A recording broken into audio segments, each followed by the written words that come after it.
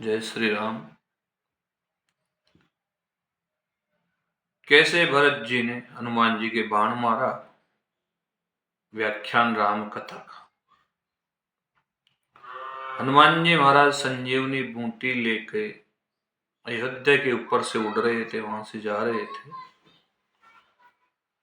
अयोध्या के पास में नंदीग्राम, जहां भरत जी भैया भरत तपस्या कर रहे हैं, उन्होंने देखा कि कोई वानर बहुत बड़ा पर्वत लेके जा रहा है।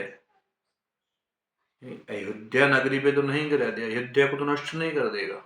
ये सोच करके उन्होंने बिना फर का बाण हनुमान जी को मारा। फर बोलते हैं बाण के आगे जो नुकीला भाग होता है, उसको फर बोला जाता है। और बिना फर का इसलिए मारा कि दशरथ जी ने बचपन में भरत जी को समझाया था कि जब तुम आश्वस्त नहीं हो किसी के प्रति, तुम्हें शंका हो, क्योंकि मेरे साथ एक बार ऐसा हुआ, बिना आश्वस्त के मैंने बाण चलाया और श्रवण कुमार मारा गया, उसकी मृत्यु हो गई।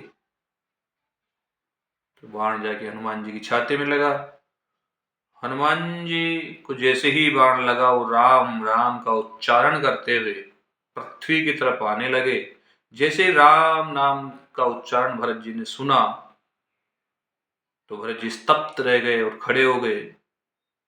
खड़े होकर अपने दोनों हाथों से हनुमान जी और पर्वत को संभाला। जैसे ही हनुमान जी भैया भरत की गोद में आंखें बंद करके मूर्छित पड़े हैं, तो भैया भरत कहते हैं कि हे कपि, तुम आंखें खोलो, नहीं तो ये भरत हमेशा के लिए आंखें बंद कर लेगा, मैं मेरे प्राण त्याग दूंगा। जैसे ही हनुमान जी आंखें खोलते हैं, तो एक बार तो वो भी भ्रमित हो जाते हैं कि मैं राम जी की गोद में हूं या भैया भरत की गोद में, क्योंकि वही लंबी लंबी जटाएं भैया भरत के और राम के समान, वही स्वरूप, वही वनवासी वेश दोनों का। इसलिए हनुमान जी भ्रमित हो जाते हैं। भरत जी पूछते हनुमान जी से कि आपने राम नाम का उच्चारण क्यों किया। तब हनुमान जी कहते हैं कि भैया, रावण और भगवान राम के अंदर युद्ध चल रहा है। दुष्ट रावण माता जानकी का हरण कर चुका। उस युद्ध में आज भैया लक्ष्मण को शक्ति लगी है और वो मूर्छित है। इतने में ही माता कौशल्या वहां पहुंचती है और हनुमान जी से कहते हैं कि हे कपि, ये संदेश